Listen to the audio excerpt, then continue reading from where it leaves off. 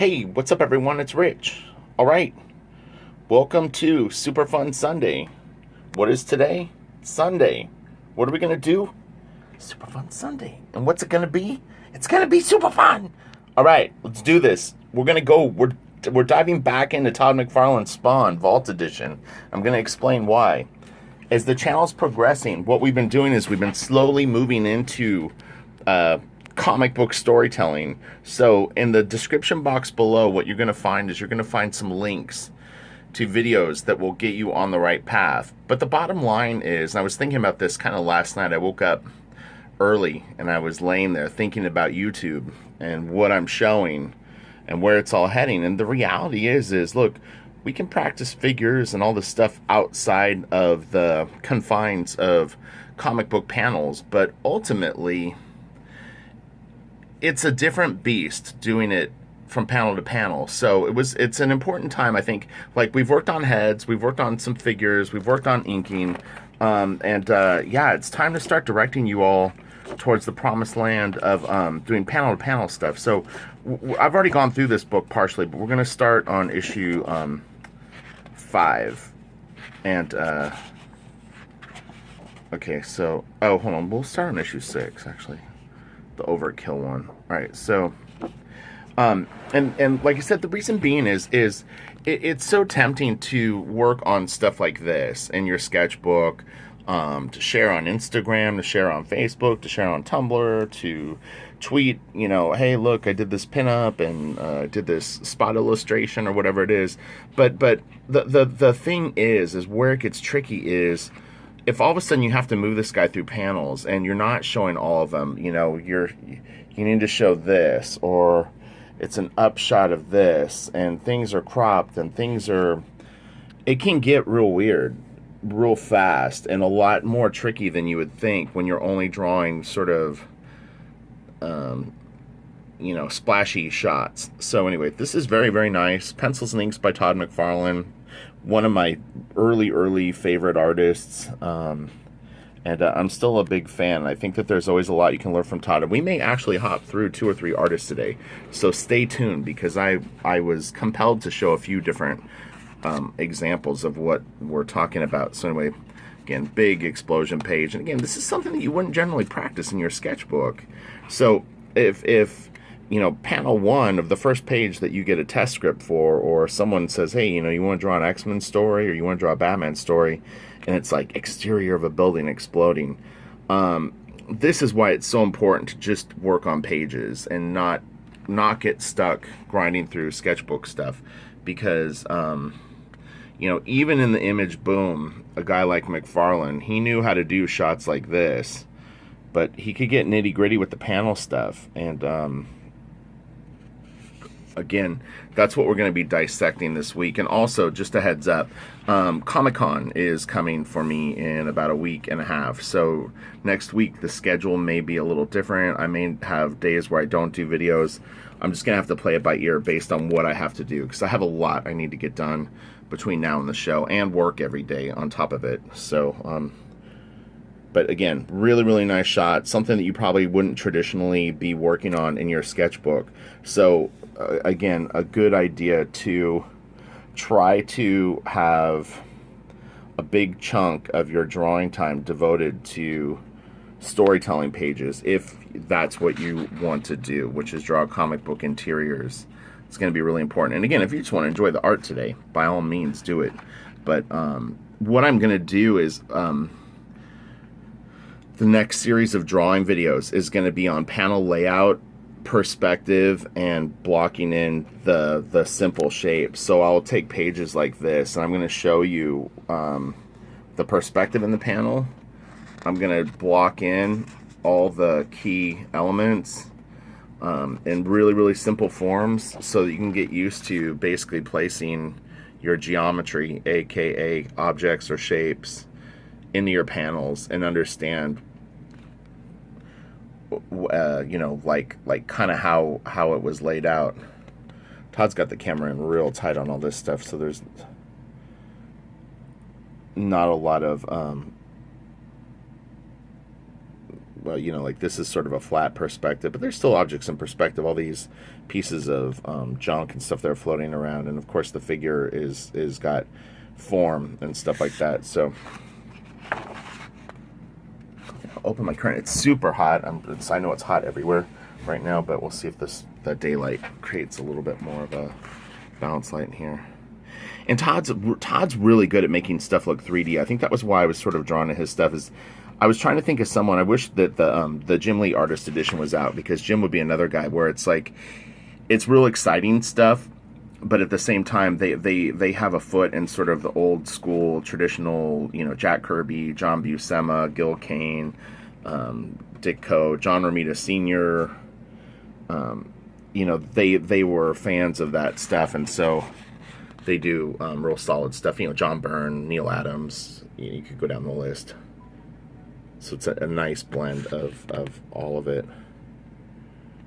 Again, like a down shot here, you know. I mean, really, really important to start to not only be able to draw stuff like this, but be able to think about pages like this. You know, opening scene is crazy guy in the alley flicking a lighter. Then the guys come up upon, you know, so-and-so in the alley, and they talk to him.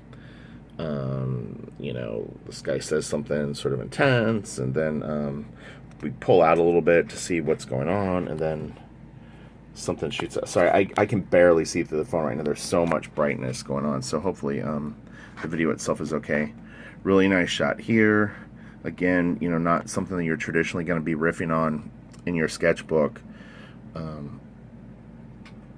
So again, these are just different muscles, but I really, really believe that when you work on this stuff a lot, you're learning multiple things at once, which I always kind of stress in my videos, where I tell you, like, hey, you know, I'm showing you how to draw heads, but I'm actually covering a bit more ground than you think.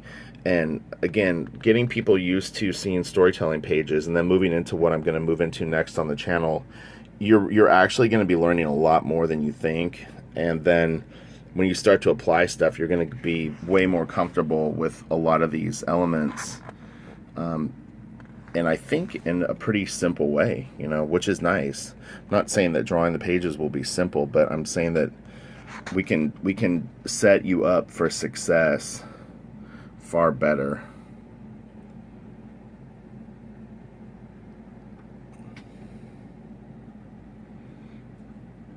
Amazing that Todd was penciling and inking the stuff, you know. I mean, it's a lot of work. And this is back before, you know, like, I mean, he was drawing this on paper, and you know, didn't have the advantage of using some digital and some of the tools that people use now. Even something like filling in blacks, you know, he had to do it all by hand. Now, I don't know if he had an assistant maybe that would fill in blacks for him. Kind of doubt it. But,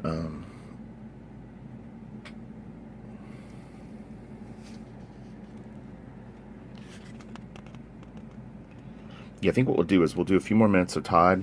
Then we're going to hop into Frank Miller. And then maybe even one more. I might do a little Jack Kirby. So this will be a power-packed video. It'll be super fun.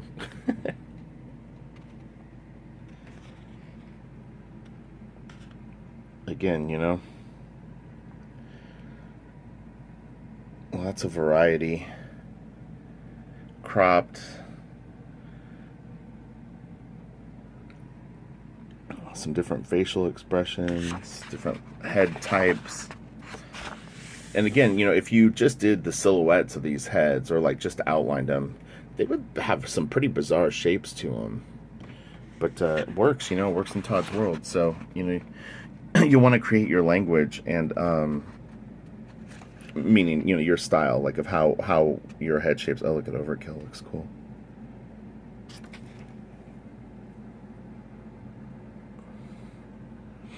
Yeah, Todd's a good guy to look at. I think Jim too. They're both real exciting storytellers and have done a lot of pages. So I think by the end of summer we should have the Jim Lee, I think what they call, like, Artifact Edition. Should be really, really cool. Lots of delicious Jim Lee and Scott Williams goodness.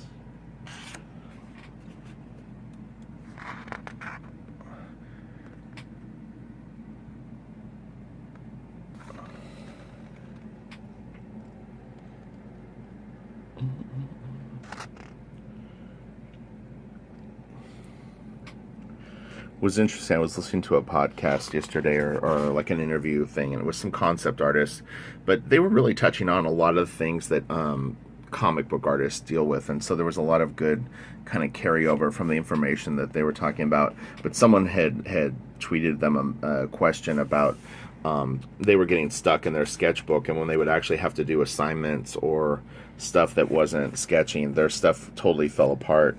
And they basically all said, look, the only way that you're gonna really work through that is that you have to do the real work, and you need to cut your teeth on that, and the sketchbook isn't,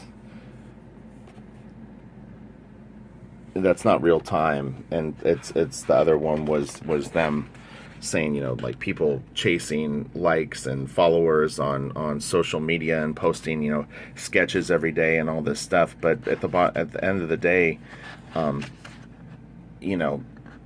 you doing the work? Are you actually, building a portfolio? Are you actually building a body of work that's what your job is?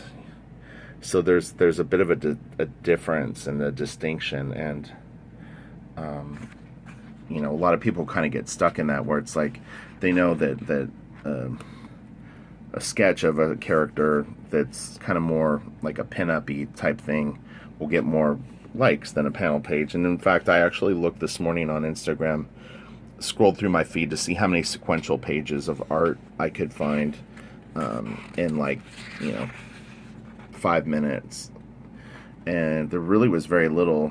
Becky Cloonan had posted a sequential page, and then Ariel Olivetti had posted a couple.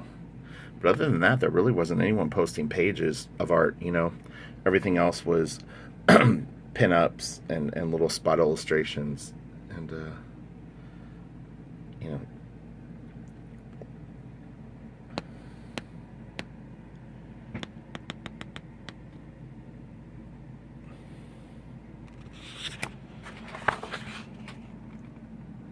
Okay, so we're gonna move on to some Frank Miller. But anyway, hopefully this was fun seeing some storytelling stuff. And again, this was the image days. You had to have big splashy images. I don't even remember this drawing of Spawn, honestly. I remember the cover for 7, but I don't remember this particular ender. The closing splash from 6. Okay, I'm going to pause this for a second, grab another book. Okay, now we're doing The Dark Knight Returns, huge gallery edition from DC. So I flipped it open. This is actually the cover of my book. It's the interior splash page of it, but it's the same cover. I won't flip the cover. You'll get to see it here anyway. But anyway, so let's get to the panel stuff, because that's what it's all about. That is nice. Really simple, super dynamic. It reads well, and it just looks cool. I was noticing, I had flipped through this book the other night, and I would say the average amount of panels per page is about 12 or 13, which is really, really panel heavy. I don't know what kind of deadline Frank was facing on this book in terms of how much time he had per page. And Klaus Janson was inking the book, but ultimately, from what I understand, Frank did go back and re-ink panels and drawings. So I don't know. I'm not going to blow it out of proportion and say that he did a ton, but I'm also not going to undershoot it and say that he just did a little bit of it. But anyway, yeah, this stuff is pretty panel heavy. And they're big pages. I mean, if this is the size of the original art, they're quite big. Beautiful, beautiful stuff, though. But, this is what I'm getting into. I love illustration. I love splash pages. I love cover art. I want to do all that, and I'm going to do a ton of it. But I also want to do this, because I think that this is really fun. It's challenging, and I just think that there's a ton of opportunity for artists that can actually do panel-to-panel work. I mean, I think that while everyone's fighting for the cover gigs, you get in, start doing some books, and really cut your teeth on this. You go back to doing cover work, and you're just going to stomp heads, because you're going to be so good at it. Just drawing and layout and all the good things. So it's really, you know, it's like you're in the game and you're really, really mixing it up.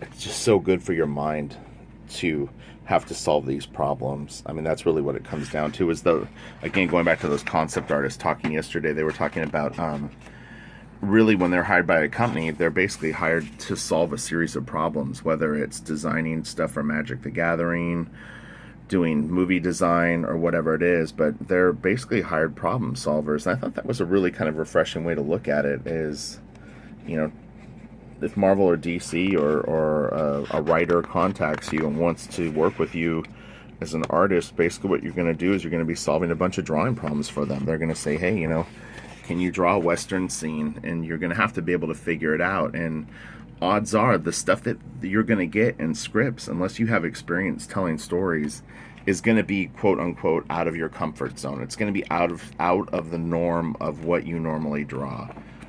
You could almost guarantee it, and it's can be an intimidating thing, and it can be I think you know, like discouraging, because you practice so hard in your sketchbook. Again, going back to the sketchbook versus real time, and you know, I'm telling you, like, it's so rare that you read a script and you go, oh yeah, this is all the stuff I've been working on in my sketchbook.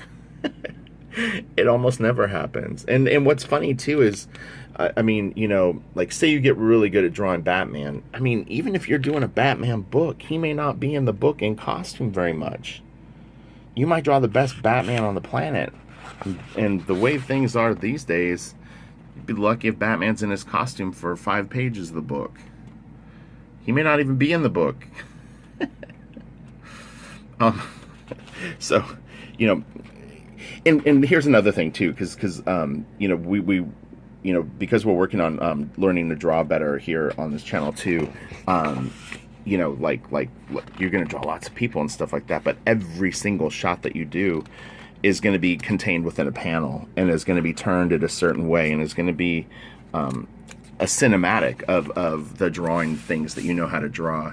And so no matter how well you know how to draw a head, how well do you know how to light a head? How well do you know how to put 4 heads in a panel that are attached to bodies? How well do you know how to draw 2 heads kissing, you know, laughing, screaming, you know? So this is really where you're going to create the dialect that you use, because no matter how detailed and nice you can draw a Batman head in your sketchbook, if you have to do, you know, 100 pages of storytelling pages, odds are you're not going to be illustrating the pieces like you would for singles. So, you know, that's why you see panels like this. That's really cool, though, you know? Really cool. These vellum overlays are really, really neat.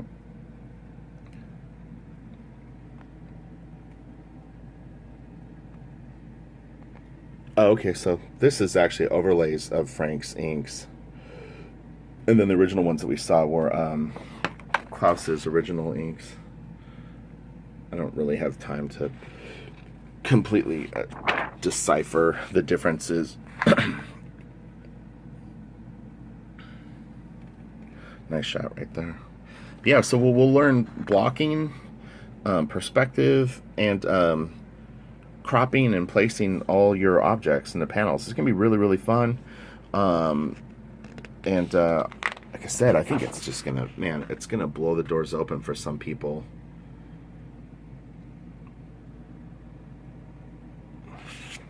Because what you'll find too is a lot of, oh, okay, that's really interesting. So this looks much better inked by Frank. No knock to Klaus, but yeah, this is a more kind of like the style gelled, I think, a bit more here. Oh boy, so there's a lot of these. I've never gotten to this part of the book, so I've never ever seen any of this stuff. Frank's got a bouncy line. It's kind of his Ronin line.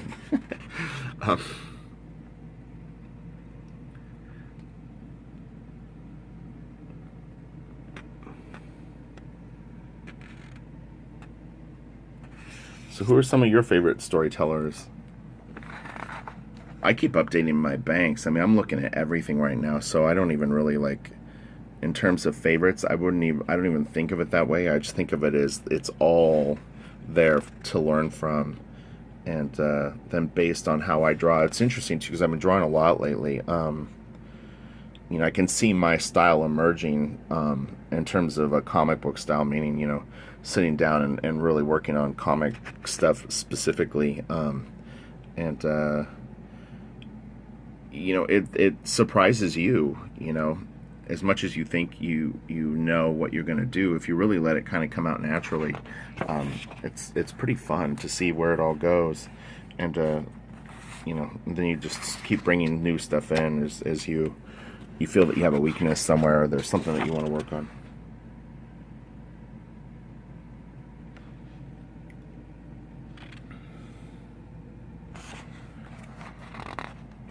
Some of these pages are hard to turn.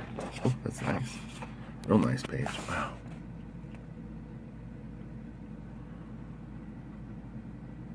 How many people out there draw paneled pages that watch these videos? Let me know in the comment below. Do you want to do it? And then are you doing it? No one's going to reply. Because there's so few people that do sequential art. That's the thing. I've got a few that follow my channel, though. I do know that. But yeah, it'll be slim. If 300 people watch this video, I bet only 5 or 6 actually draw sequentials.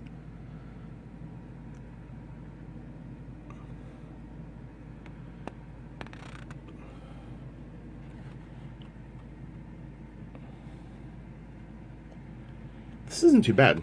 Like for a Miller page, it's only 10 panels. 1, 2. He's nuts, man. Those are busy pages. Oh, this is really nice. Wow. Wish they could have found this page. Dang. Or is that? Oh, interesting. I don't know what these are in there for. Man, that looks so awesome. Really interesting. What is going on? So what does this say? Overlay, final page showing Miller's... Oh, I get it. Not scanned from the original art, but they have the scan of Klaus's original inks. I get it. I get it. So this is Frank's inks. Yeah, Frank's inks look real nice on himself. Really, really good. Man, he was on fire. I love this. That is so cool. Man, it's so exciting. Really inspired by all this stuff. So we'll do a couple more pages, and then we're going to hop into the Michael Turner book. I was going to grab out the Kirby book, but let's just do Turner, because he's a bit more poppy. So it's like we did Mcfarlane, who's kind of a blend of Miller and the image style. We've got Miller, who's kind of one of the icon original, well, not original, but like second or third gen serious storyteller. And then we'll go into Mike, who's kind of like the 4th or 5th gen. I guess we're probably on like Gen 8 now. I'm going to be breaking in Gen 8. That's going to be weird. It's a great time to break in, though, I think. I actually love the fact that so much has changed. So I'm going to have to put the phone at a weird angle. Pages are, like, they're different sizes, so sometimes you can't, like, the vellum is shorter than the, it's a backwards shot of it, but it's still cool. Yeah, I think it's a really exciting time to be breaking into penciling comics and doing storytelling and everything that's going on. To me, there's so much opportunity out there, you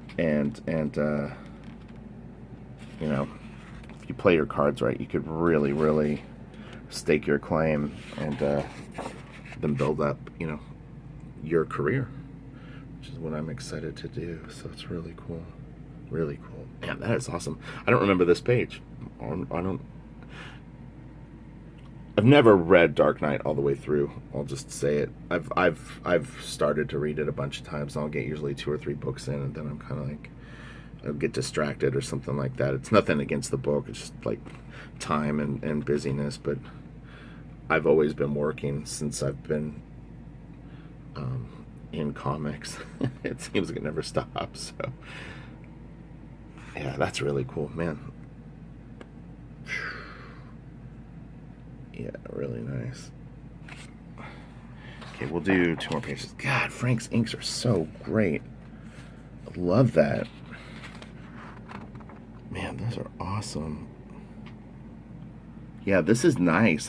I had never seen these in the book, so I had never gotten through this. That's why these Open That Book / Super Fun Sundays are so cool for me too, is I get an opportunity to see stuff that I haven't even seen myself. Man, it is so freaking hot today. Oh my god. It's like 10:30 in the morning and it is scorching. It's funny too because I've been drawing on the Cintiq just to get used to it. I'm penciling on paper, but just I had to get used to drawing on the computer too. And it, you know, puts out heat, and so it's like a hot day and working on the Cintiq, it can be pretty hot. But yeah, I want to get comfortable with both. I actually draw better with pencil and paper, but it's like I just want to make sure that I have all my ducks in a row. I want to be really versatile. So yeah, this is so nice.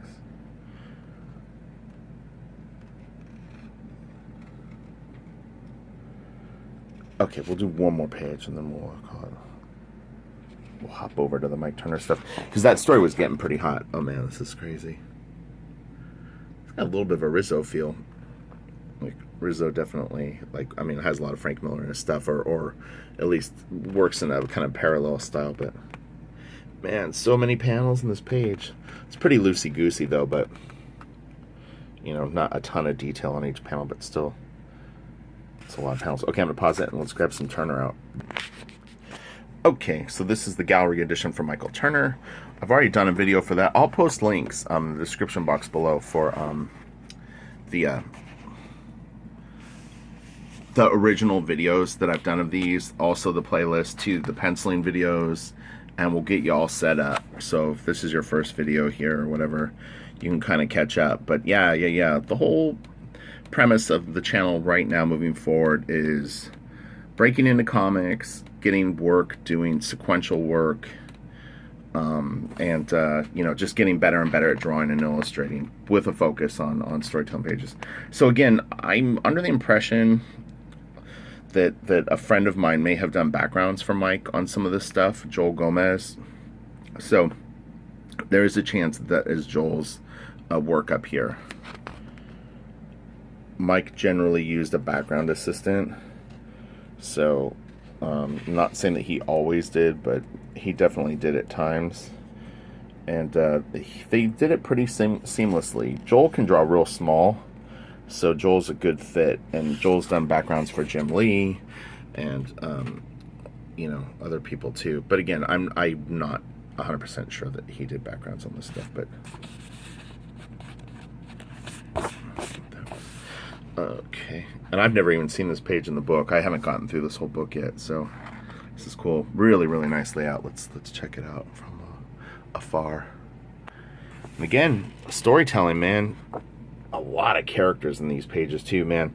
I'll tell you what, like the thing, well, I mean, although this book is called Superman Batman, as soon as they throw in the Justice League and Amazons and, you know, Wonder Woman shows up on the scene and stuff like that, you just have so many characters to draw. I mean, we've got 1, 2, 3, 4, 5, 6, 7, 8, 9, 10, 11, 12, 13, 14, 15, 16, 17, 18 characters just drawn on this 2-page spread, on top of the backgrounds laying out this thing. So I mean, again, you see how many muscles you have to flex on basically one piece? It's a lot of work.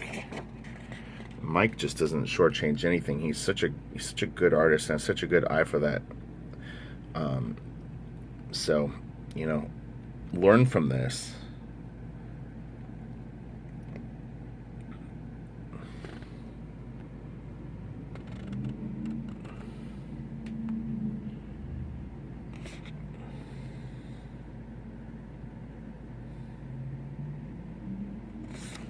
This is a really nice shot.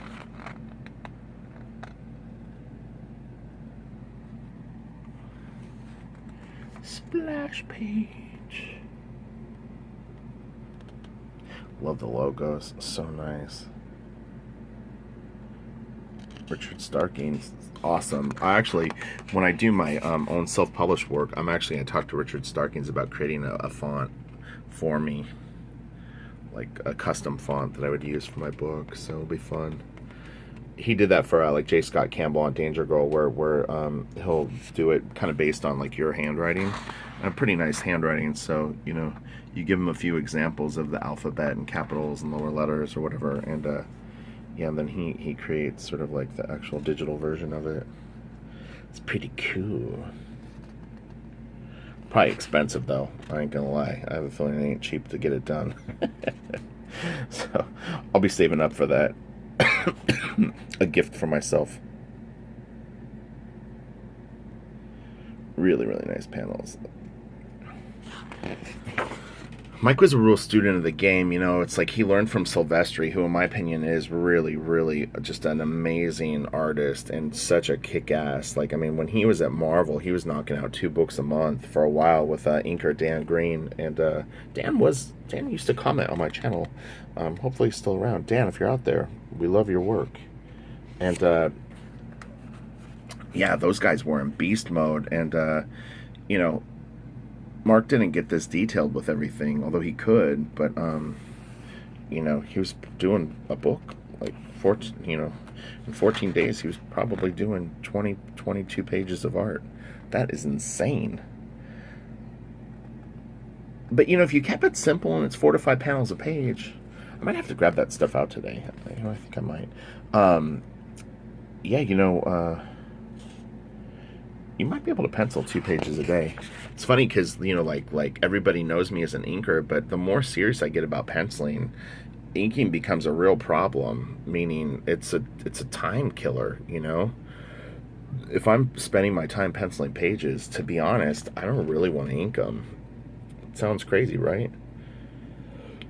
But I would rather have better drawings and better storytelling that I'm able to devote time to than spending an extra, like a page like this. I mean, I'm not saying that I would draw something this detailed. I may, but 90 minutes, an hour, 2 hours, 3 hours, 4 or 5 hours, 6, 7, 8, 9, 9 times 20 pages is 180 extra hours a month that you're going to need to come up with to ink your own work.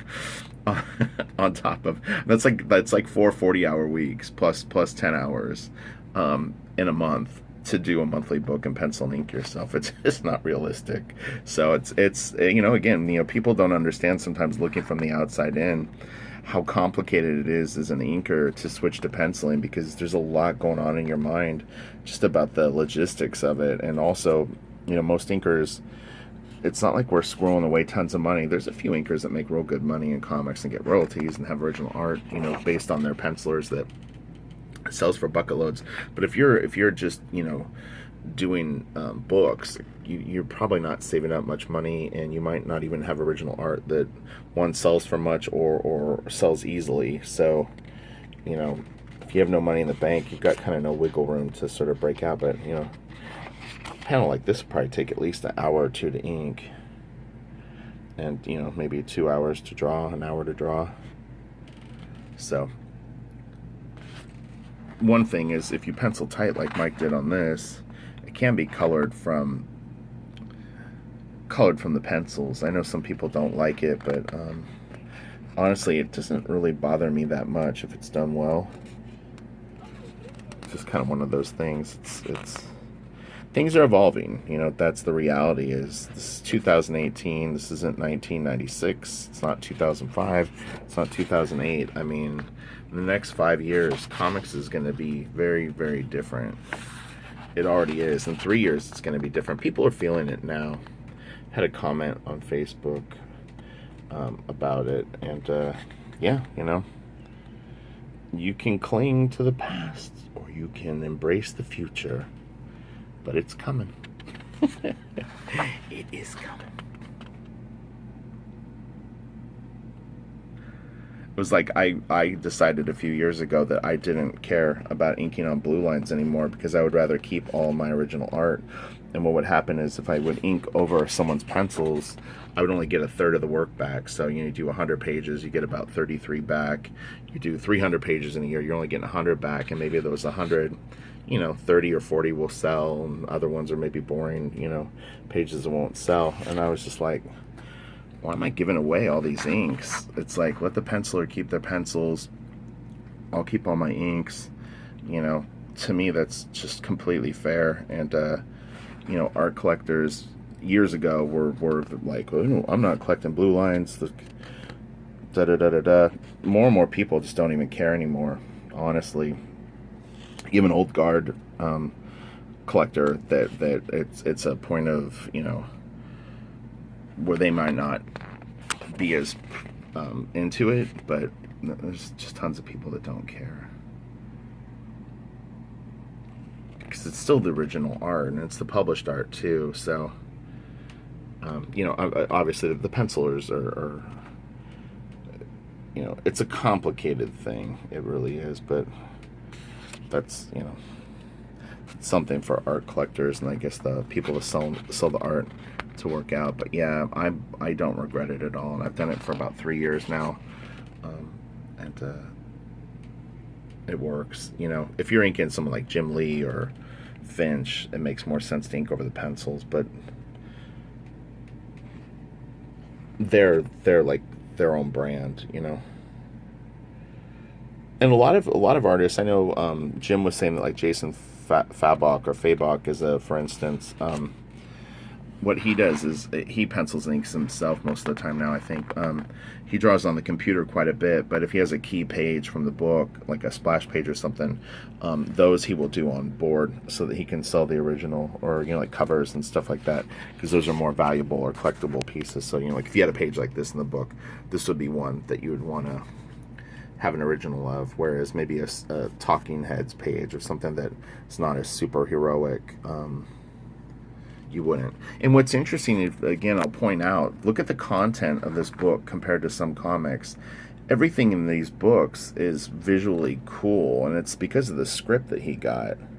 Not every comic you work on has this much sort of like characters and costumes and cool stuff going on all the time, you know. Like I said, I've done plenty of, you know, Superman or Batman comics that they're in very, very little. It's like, I did a Wildcats run of 16 issues.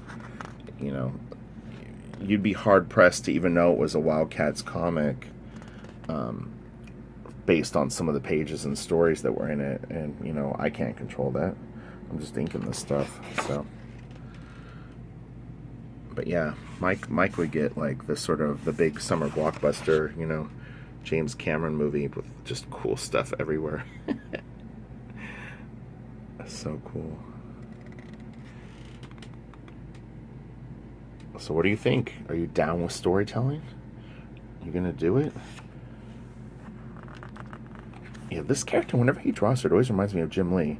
This looks like a Jim Lee older lady kind of haggard face thing that he does. Not the other stuff, just this character in particular. I've inked enough of Jim's stuff to know. I'm not saying that Mike copied him. I'm just saying that it like falls into the thing. Oh, that's nice. I like the smoke with the eraser. This is going to be a long, super fun Sunday, but I think it's worth it. So we're leading up to Comic-Con. We got to get pumped. We'll go through one more issue. We'll see. I'll take it like another 7 or 8 minutes. Again, just eye candy everywhere. Jeff Loeb, man. He hooked him up with a fun script to draw. It's like, you want to do Superman, Batman? We're going to put Superman and Batman everywhere. Doing cool stuff all the time.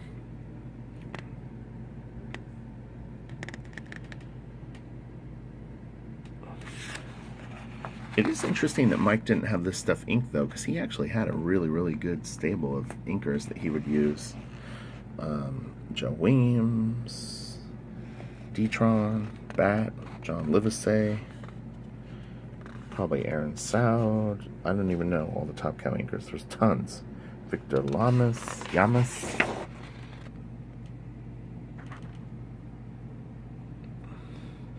That is, it's funny, like correcting myself on the name. I'm not sure how he says his last name, but yeah, it's funny because like comic book artist names, there's always like a learning curve where it's like Bill Sienkiewicz, people mispronounce Mike Mignola. There's a bunch of tricky names in comics. And then you've got Richard Friend. It can't be more easy.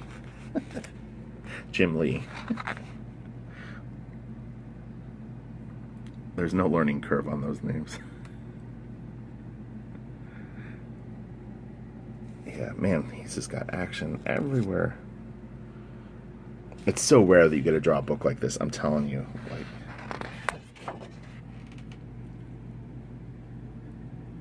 Like, honestly, a lot of times I am envious of like Jim Lee because of that too, because he's another guy where they get like all the like super fun stories. Although Jim has a lot of discipline and does stories that aren't, because like he's done runs where it's not like that, but from a distance you're like, oh man, like he does like all the cool covers, and you're like, I want to be working on that stuff.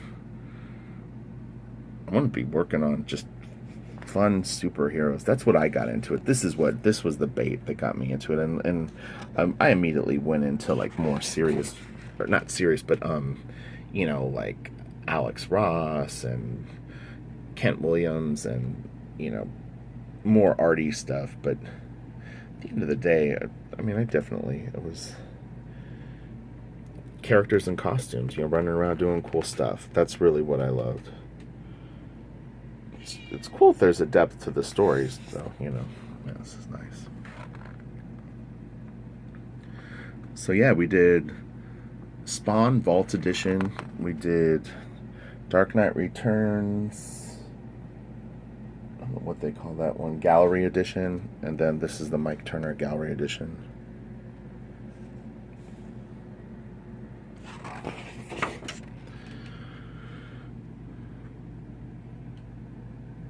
A lot of drawings. Man alive.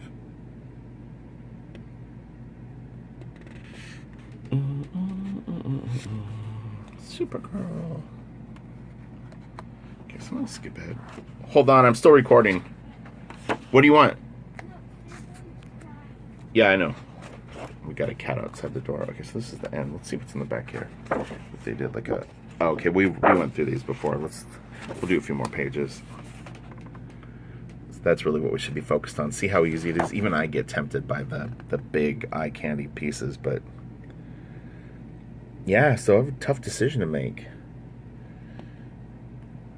Am I gonna ink my stuff? Am I gonna have someone else ink it? Will it be uninked?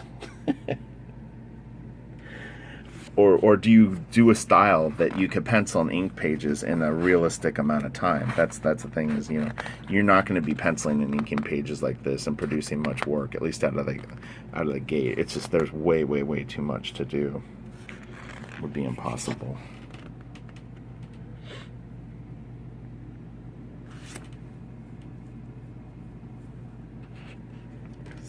A panel like this, these two panels take probably 4 or 5 hours.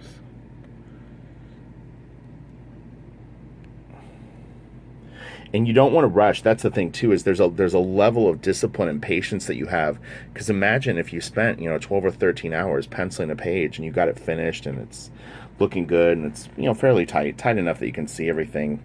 To sit down and then spend another 10 or 20 hours on it and do that day after day. It's one thing to do it once or twice, but to keep coming back every morning and just going like, man, I'm going to spend so much time drawing, and then I've got to redraw all this stuff in ink. It's not an easy choice to make. That's really nice. These are really good too. Man, these books are so awesome, so fun. Lots of fighting. They wanted Superman dead. And oh man. Man, that's a crazy detailed panel. Look at this. But can you imagine how this sharpens your skills drawing stuff like this? Just attempting to draw something of this magnitude and doing it day after day. You're just going to get better and better so fast.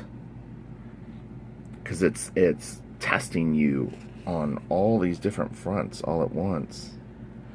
And even if some of them kind of turn out funky at first, you're really, really sharpening, you know, what, like iron with iron or steel with steel. There's no, again, what I've said this in past videos, there's no real gentle way to learn how to draw. People, I think, sometimes try to baby themselves a little bit. They don't want to get dirty, but the reality is you're going to get dirty. You're going to have some drawings that you really don't like, and you need to just stay focused and muscle through it, and you know, have a level of like courage, trust in the process of that. Working on the hard stuff will definitely make you better. Hard meaning stuff that you're just not aware of, or you know, you haven't done. So I hope this was inspiring. I'm gonna start wrapping this up now. And yeah, I think we took in some really, really good panel to panel stuff. So hopefully it was fun to look at, and you're fired up. Maybe have some new strategies or ideas in your head of things you might want to try or do. And look, there's decisions that you're going to need to make along the way too. Who's going to ink your stuff if you're a penciler? Who's going to color it? What are you going to let go? Are you going to be a team player, or are you going to be a control freak? Or, you know,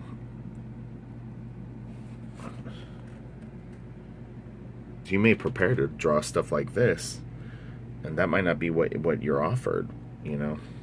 They may give you, like, you know, a Punisher type story where it's one guy running around in the real world and nobody's in costumes.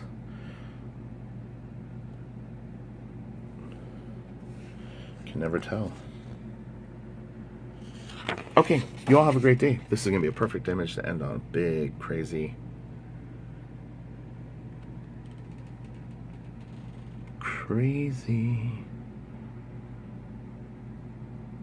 jam-packed piece. Man, that is a lot of stuff to draw. Alright, y'all have a great day. Please smash the like, subscribe if you haven't, and best of luck with your art. I will try to do a couple of videos this week, but I can't promise anything. And if not, I'll be back after San Diego Comic-Con, and I'm sure I'll do another video before Comic-Con though, actually. But yeah, come see me at Comic-Con, Artist Alley, table CC22, and I've got a couple of panels that I'll plug here on YouTube coming up. They're gonna be really cool. So definitely come by my table early in the show, Wednesday, Thursday, or Friday to get the deets. Okay, bye.